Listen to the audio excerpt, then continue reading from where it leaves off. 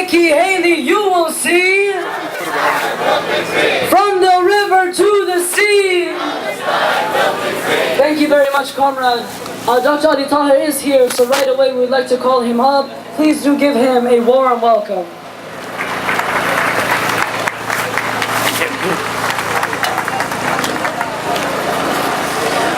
Friends, brothers and sisters, we have heard a lot today. We are all emotionally riled up. We all feel for the Palestinians.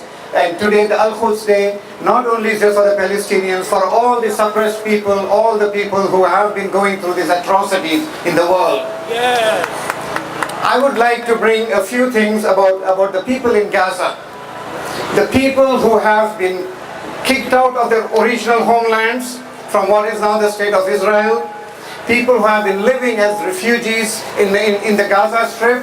And you know the Gaza Strip, it is a very small piece of land, 25 miles by 7 miles. That's it.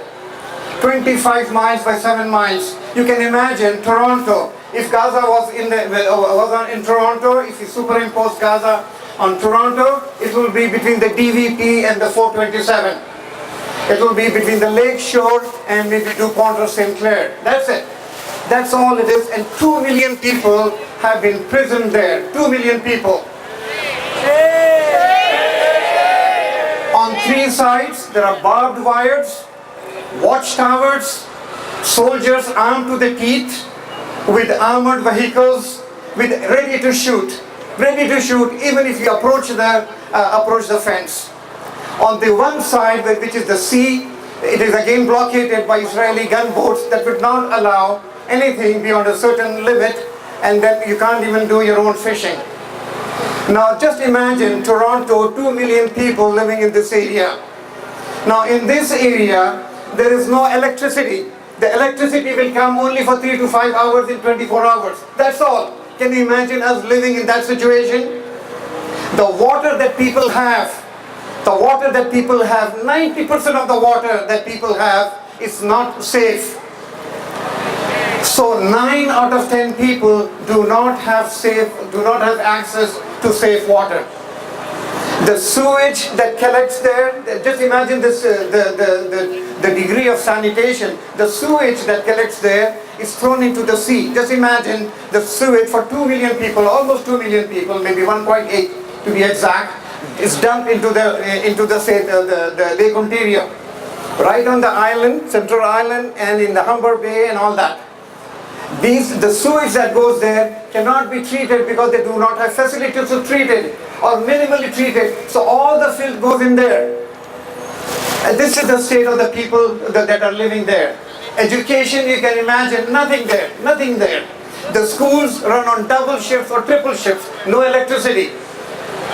2/3 of the schools run on double shifts. And there are some schools have 3 shifts in a day. And nothing higher education, no higher education. There are some universities that were formed but non-functional. There's a total trade embargo. Nothing goes in, nothing goes out. Israel is complicit as well as Egypt is complicit on the other side. They are blockading it and they are squeezing the life out of the 2 million Gazans there. Nothing can come in. Even vital supplies do not come in. Health supplies cannot come in. Even cement does not come in. In 2017, there were more than 400 houses that were demolished. They cannot be rebuilt. There's no cement. The basic necessities of life are not allowed into the city. The people are just dependent on aids from a lot of UN agencies and multiple NGOs who are there. Of the people, 45%, almost 44-45% of the adults are unemployed. Just imagine that thing happening in Toronto. 67% of the youth have no employment. They have nothing there. More than 80% of the people are on social assistance being provided by European and UN agencies just on handouts. 54% of the people are under the poverty line. Just imagine that happening in Toronto. People do not have even the basics to eat and drink. That is the state of affairs that these people are going through.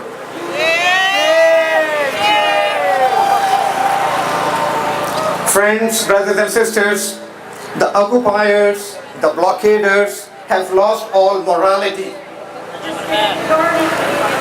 No wonder, without the morality, no wonder there are killings of children and journalists and medics and so on. There's no morality there. And the state of Israel itself is losing its soul. It's a very sad state of affairs. What can we do? What can we do at this stage? Lastly, just to end, what can we do? Stand up and fight! Stand up and fight! Stand up and fight! Our Prophet Muhammad sallallahu alaihi wasallam has shown us 3 ways to do it. If you are faced with an atrocity, if you know there's something wrong being done, the injustice that you see, you have only 3 choices. You stop it if you can. You stop it if you can, legally. You stop it if you can. If you cannot stop it, at least say that it is right. Saying, meaning saying and writing and influencing, whatever you can do legally. That is, and the last thing, which is the least of the faith that anybody can have, is to think that a wrong is being done. Yes! Thank you for listening.